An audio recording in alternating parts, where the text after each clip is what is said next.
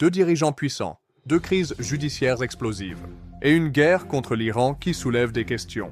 Plusieurs analystes affirment que cette coïncidence n'a rien d'innocent. En Israël, Benjamin Netanyahou fait face à 3 affaires pénales: corruption, fraude, abus de confiance. Son procès avance, lentement, mais il avance. Et chaque audience fragilise son pouvoir.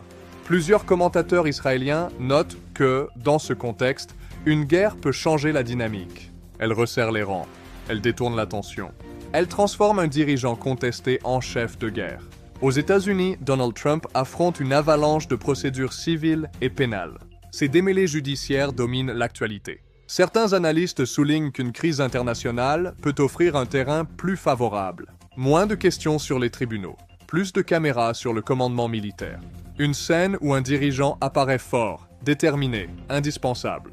Aucun expert sérieux n'affirme que Netanyahou ou Trump ont déclenché une guerre pour échapper à la justice. Mais beaucoup rappellent que l'histoire est pleine d'exemples où des dirigeants acculés ont utilisé la politique étrangère comme bouclier intérieur.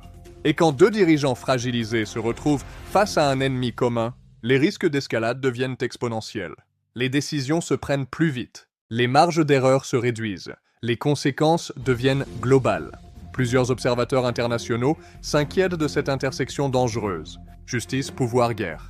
3 forces qui, lorsqu'elles se croisent, peuvent déstabiliser des régions entières. C'est une dynamique que le monde surveille aujourd'hui de très près.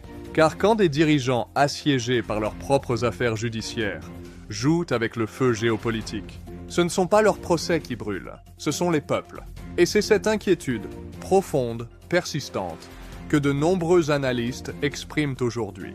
Une guerre peut changer un destin politique, mais elle change surtout le destin des nations. Et avec vous, Radio Franco-Caribe Connexion.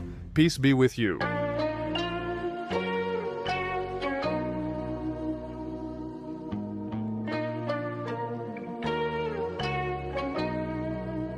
G-Funk on the track.